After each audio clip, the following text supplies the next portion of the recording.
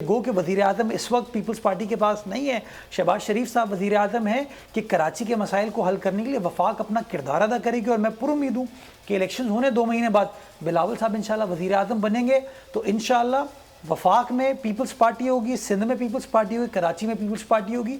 तीनों tears of government एक mindset के साथ आगे चलेंगे। अच्छा, ये आप मुझे खबर दे रहे हैं, असेसमेंट दे रहे हैं या अपनी ख्वाहिश बता रहे हैं? ख्वाहिश भी है, खबर भी है, असेसमेंट भी है। मुझे ये चीज़ होती हुई नज़र आ रही है और उसकी जैस्मिन देखें, मायूसी जो है ना लोगों को वोट नहीं लेके देती है। You have to give them hope और बिलावल साहब की शक्ल में लोगों को होप नजर आ रही है। you're saying बिलावल भुट्टो ज़रदारी साहब will be the next prime minister? Absolutely. एक ऐसा आदमी है जो कंपैशन में बिलीव करता है, गरीब परवर है, पाकिस्तान से बेपनाह मोहब्बत है, बोल्ड है, फैसले कर सकता है, ये नहीं है कि फैसले ना करे। और मैं समझता हूँ पाकिस्तान डिजर्व करता है ऐसा लीडर। अच्छा चलें, फर्ज करें बिलावल भुट्टो ज़रदारी साहब प्राइम मिनिस्टर बन जाते हैं, ठीक है। जब वो प्राइम मिनिस्टर बन जाते हैं तो उनकी प्रायोरिटी में शहर कराची, वैसे शहर कराची की कितनी सीट्स हैं Murtaza? National assembly 21 national assembly की सीट्स है ना। तो ये 21 में से पीपल्स पार्टी को अमूमन कितनी मिलती रही है? अभी जो करंट पोजीशन है उसमें हमारी किमाड़ी से 2 सीटें हैं, 2-3 सीटें हमारी मलीर से हैं और लियारी की सीट हमसे छीन ली गई थी। तो 5 सीटें अभी हमारी एज ऑफ नाउ इस वक्त हैं। मतलब है कि यूजुअली आपको 5-6 तो you are dependent more on Hyderabad and all these areas. 21-22 सीटें आपको कभी नहीं मिली, जी बिल्कुल। ये मेरे दिमाग में हमेशा सवाल होता था कि लोग पीपल्स पार्टी कराची में रहते हुए, पीपल्स पार्टी जहां जो चले 15 साल से हुकूमत कर रही है, उससे पहले बेनज़ीर साहिबा 2 दफ़ा वज़ीर आज़म मुल्क की, आसिफ अली ज़रदारी साहब सदर मुल्क के, तो लोग कराची के आपको क्यों वोट नहीं डालते? क्या वजह है, क्यों वोट नहीं डालते थे?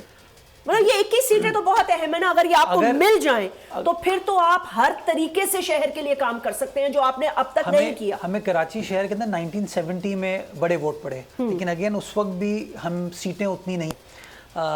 88 के अंदर जब बीबी शहीद पहली बार प्राइम मिनिस्टर बनी कराची के इलेक्शन में, अगेन एमक्यू में इमर्ज हो गई। उस ज़माने में 13 सीटें थीं और गालिबन हमें मलीर की, किमाड़ी की 1 सीट और एक लियारी की 3 सीटें हमने उस ज़माने में जीती और बाय एंड लार्ज हम जो है वो रूरल जो हिस्सा था कराची का वहाँ फंसे रहे। अब जब कराची के अंदर दहशत गर्दी ख़त्म हुई, भत्ते की सियासत ख़त्म हुई, बोरीबंद लाशों की सियासत ख़त्म हुई, जो कि मैं समझता हूँ 2013-14 में जब ऑपरेशन स्टार्ट हुआ कायम अली शाह साहब की सरबराही में तमाम लॉ इन्फोर्समेंट एजेंसीज़ ने ज़बरदस्त काम किया। तो 2015-16 में जाके जो है ना हमने वो बदमाशी की सियासत इस शहर से ख़त्म कर दी और एक खुली फ़िज़ा इस शहर के अंदर थी कि लोग कम अज़ कम खुल के इज़हार राय कर सकते थे।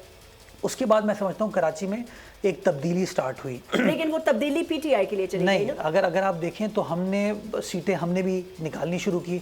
एक सीट हमने निकाली जो मरहूम मुर्तज़ा बलोच साहब की अर्बन मलीर की सीट थी, वो हम जीते। वो एमक्यूएम की सीट खाली हुई थी, बाई इलेक्शन हुआ, हम जीते। सईद गनी साहब जो है वो महमूदाबाद चनेसर गोट की सीट जीतने में कामयाब हुए। उसी तरीके से जब 2018 का इलेक्शन हुआ तो उस 2018 के इलेक्शन में जो सिर्फ रूरल मलीर था वो नहीं, पार्टी कराची की 21 सीटें स्वीप क्यों नहीं कर पाती?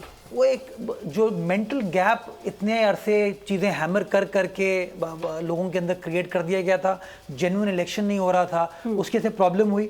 ये अभी 2022 का और 2023 का जो बल्दियाती इंतखाबात था उसमें खुली फिजा थी, हर सियासी जमात ने खुल कर टर्नआउट बहुत कम था मुर्तज़ा। देखिए टर्नआउट जनरली बल्दियाती इंतखाबात में बड़ा कम होता है, हमारे जनरल इलेक्शन में भी टर्नआउट अबाउट 30% होता है। तो ये तो आपके ओवरऑल सिस्टम ऑफ गवर्नेंस के अंदर एक इलेक्टोरल प्रोसेस में एक इशू है।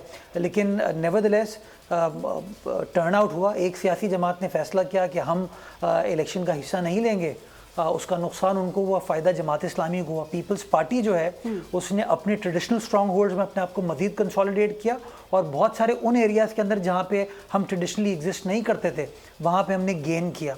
और ये आज नहीं हुआ जैस्मिन, आज से कोई 1.5 साल पहले कंटोनमेंट बोर्ड क्लिफ्टन का इलेक्शन हुआ था। विल यू बिलीव कि कंटोनमेंट बोर्ड क्लिफ्टन के अंदर इस वक्त पीपल्स पार्टी की हुकूमत है? Yeah, I know that. हमने मेहनत की, हमने काम किया। कौन सोचेगा कि उन सेटल्ड एरियाज में पीपल्स पार्टी आ गई, बट पीपल्स पार्टी आई।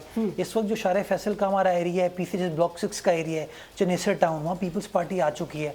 आपका जो गुलिस्तान जोहा के पीछे वाला सारा एरिया है वहाँ पीपल्स पार्टी का चेयरमैन इलेक्ट हुआ है। तो हम उन सेटल्ड एरियाज़ में आए हैं, बट मैं समझता हूँ ये अपॉर्चुनिटी है अपॉर्चुनिटी हर जमात के लिए। जो परफॉर्म करेगा लोग उसको वोट देंगे, जो परफॉर्म नहीं करेगा वो एक्सपोज हो जाएगा पब्लिक के सामने। और मैं समझता हूँ पॉलिटिक्स अब कंस्ट्रक्टिव होनी चाहिए, वो डेवलपमेंट ओरिएंटेड होनी चाहिए कि भाई किसने क्या काम किया।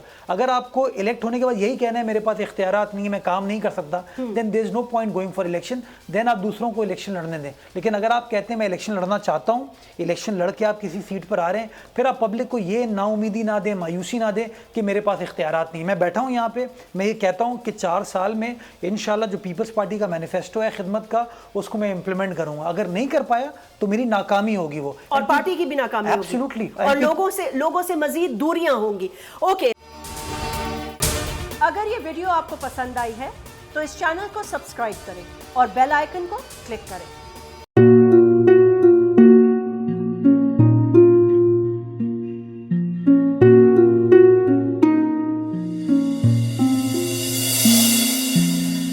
अपना घर यूं छोड़ के आखिर बोल किधर जाएगा। ये जो पड़ा है वक्त कड़ा है, वक्त गुजर जाएगा। अब जिंदगी फैसले की घड़ी, सारी मईशत के घर है खड़ी। करने पड़ेंगे कठिन फैसले, तुझ पे ये कैसी आन पड़ी। देखना अब कुछ यूं बदलेगा हमारा पाकिस्तान, खुशियाँ वापस ला कर देगा हमारा पाकिस्तान। देखना अब कुछ यूं बदलेगा हमारा पाकिस्तान, खुशियाँ वापस ला कर देगा हमारा पाकिस्तान। देखना अपनी पहचान के लिए बोल, पाकिस्तान के लिए बोल, हमारा पाकिस्तान मिशन मईशत। देखना